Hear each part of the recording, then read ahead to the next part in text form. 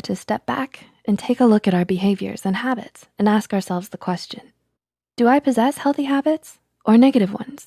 I'm sure we all have negative habits, but now it's time to start incorporating some mentally beneficial behaviors into our routines in hopes we can develop a new habit, a good one this time. Here are 10 healthy habits that boost your emotional well-being.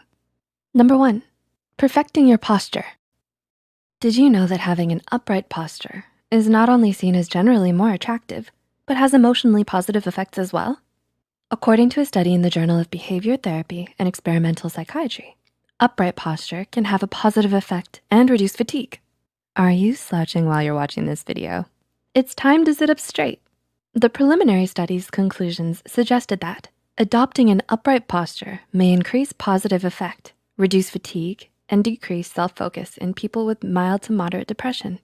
Number 2, learn to acknowledge what you're feeling. While it may seem convenient at the time to go ahead and ignore that sadness or anger inside of you, according to you, you have work to do. But in the long run, suppressing your emotions can actually do more harm than good. Just because you consciously suppress your emotions does not mean they go away. Instead, they build up. You should instead express emotions such as sadness, anger, or anxiety to someone you trust. Just imagine what could happen if you don't allow yourself to release an emotion like anger and instead let it build up. Okay, so let's use anger for an example. Anger has been linked to obesity, low self-esteem, migraines, drug and alcohol addiction, depression, sexual performance problems, increased heart attack risk, lower quality relationships, higher probability of abusing others emotionally and physically, or both, higher blood pressure, and stroke, says anger management coach, Dr. Schinnerer. Geez, that sounds like one of those over-the-top ads on TV. No thanks. It's time to express yourself. In a healthy way, of course. Anger can also lead to insomnia, anxiety, self-esteem issues, and mental or brain fog, to name a few more. And this is just anger. There are physical and mental problems that can arise from any suppression of emotion, it seems. Because when these emotions build up, they will eventually rise to the surface and likely explode out of you like a volcano. So what are we supposed to do about all of these feelings? Well, anger coach Schinnerer suggests one way to break this cycle, and that begins with mindfulness.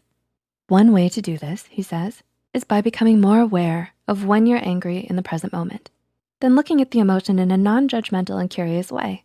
So instead of beating yourself up, acknowledge how you're feeling and think about ways to cope.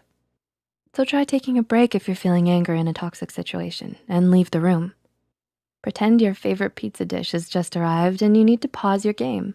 That is the treacherous game of anger, level 5, volcano eruption of fury. Hey, I'm giving visuals here. Remember, this is just anger, but you can do this with all of your emotions. We can't always control what we feel, but we can control what actions we take once we're triggered. Feel your emotion at the moment, acknowledge it, express it in a calm way, then let the emotion flow out of you, like an ocean breeze in the midsummer air. Yep, visuals help release your emotions in a healthy way, a cathartic way. Number 3, get enough sleep. It's time you got your daily Z's, or should I say nightly Z's. It's time you got your nightly Z's, my fellow Psych2Goers. I know you've been slacking. What time are you watching this video? 10 a.m., 2 p.m.? Don't say 3 a.m., don't say 3 a.m. It's 3 a.m., isn't it? The truth of it all is sleep is vital to your mental health and emotional well-being. Sleep helps repair and renew all of the cells in our bodies. Every time we lay down on that pillow and go to our blissful dreams, we wash away any toxins that can build up throughout our day. With enough sleep, we can have quicker reflexes, more mental clarity, and simply feel better. So if you're watching this way past your bedtime, it's time to sleep after this video. Number 4, exercise regularly. Life can get hectic and busy, but that doesn't mean we should neglect our health. The benefits of exercise can start to present themselves if we fit in enough regular exercise each month. Our bodies release specific endorphins that relieve stress and boost our mood when we exercise. So it can be a valuable tool when you're feeling anxious or depressed. I know, it can feel difficult to even get out of bed when we're feeling sad or anxious about our day. But if you can find the will to push yourself, even literally just out of bed, that's a great step forward towards feeling better. Next is pushing yourself onto that workout bike of yours downstairs or your yoga mat.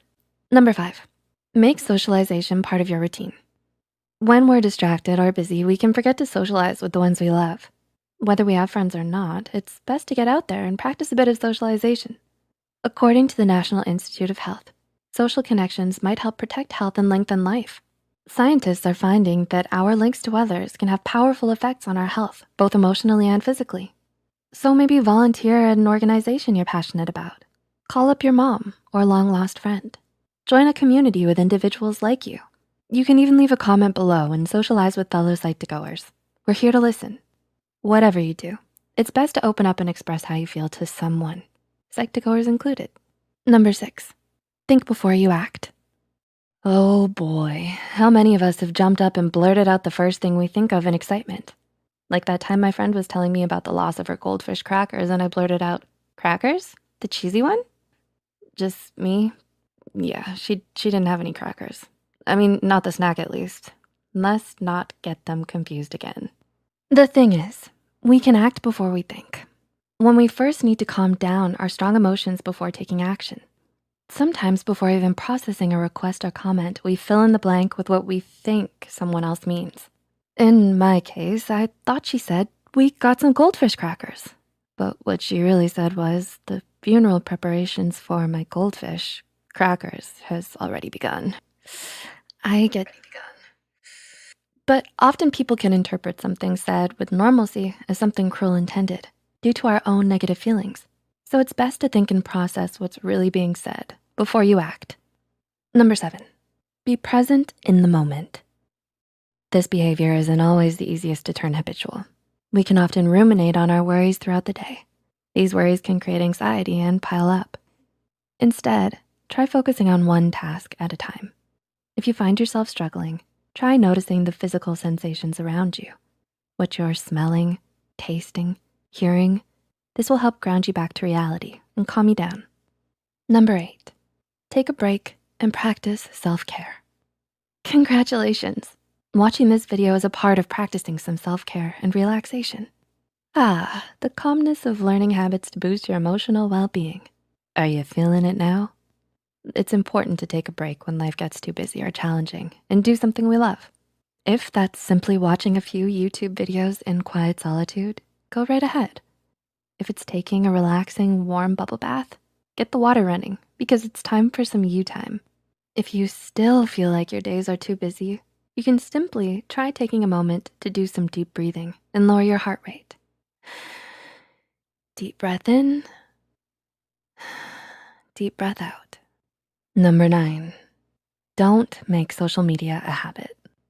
As much as you like mindlessly scrolling and pressing the heart button on your friends' social media posts and posting photos of your food, stop it, you're making me hungry, and posting relatable memes all day, well, that one is pretty fun. But as much as you like spending your undue time on social media, it isn't always great for your mental health. I mean, think about it. You're hunched over and cramped, staring at a little tiny screen. Straight posture, everyone, straight posture. And not only that, but people often find themselves comparing themselves to photoshopped influencers with unrealistic lives.